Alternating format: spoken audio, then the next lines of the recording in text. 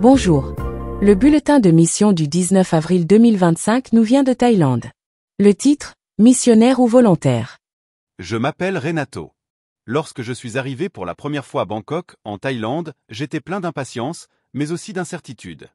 J'avais 36 ans, j'étais loin de ma maison au Brésil et je venais de m'engager comme enseignant missionnaire bénévole dans une école adventiste.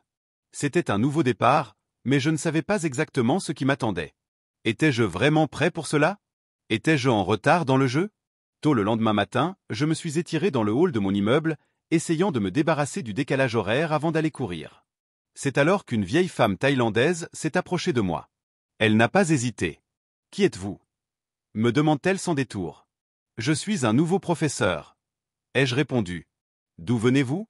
« Du Brésil. » Elle m'a jeté un regard curieux et a dit quelque chose qui m'a complètement pris au dépourvu. « Alors à partir de ce jour, tu seras mon fils.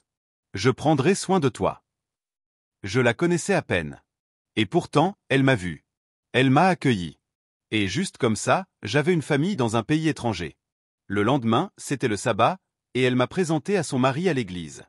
Il m'a dit en souriant, « Alors, tu es mon nouveau fils. Ne t'inquiète de rien, de ta maison, de ta nourriture. Concentre-toi sur ton travail. Nous prendrons soin de toi. » Et c'est ce qu'ils ont fait. Chaque jour, pendant les 2 semaines qui ont suivi, ils m'ont invité à prendre le thé, à discuter, à m'encourager. Ils m'ont demandé quels étaient mes projets. Ils m'ont écouté. Ils ont donné généreusement, sans rien attendre en retour. Puis, le 15e jour, tout a basculé. Ce matin-là, mon père adoptif m'a regardé dans les yeux et m'a demandé « Es-tu venu en Thaïlande pour être missionnaire ou vacancier ?» Je me suis figé. Je ne savais pas quoi dire. Il m'a demandé à nouveau, un peu plus fermement « J'ai besoin que tu réfléchisses. Es-tu venu ici pour être missionnaire ou vacancier ?» J'étais abasourdi. La Thaïlande est magnifique. Il est facile de s'y sentir à l'aise. Il y a de la bonne nourriture, des gens gentils, des plages magnifiques. Je faisais de bonnes choses, mais est-ce que je vivais pleinement mon objectif ?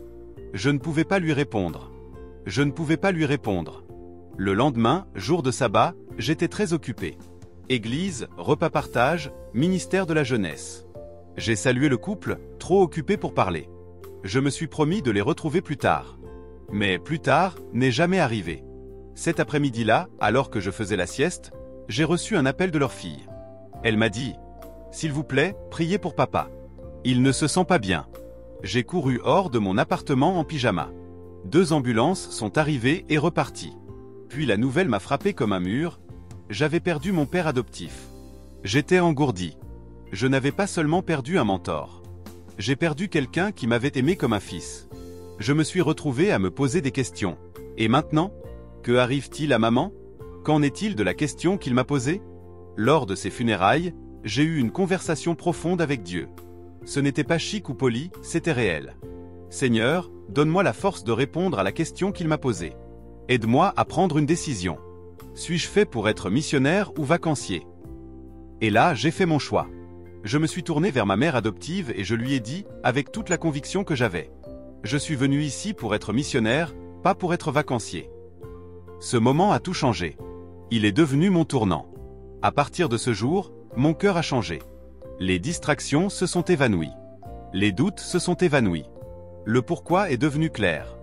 Je m'étais demandé un jour si j'étais trop âgé pour commencer un travail missionnaire. J'avais 36 ans.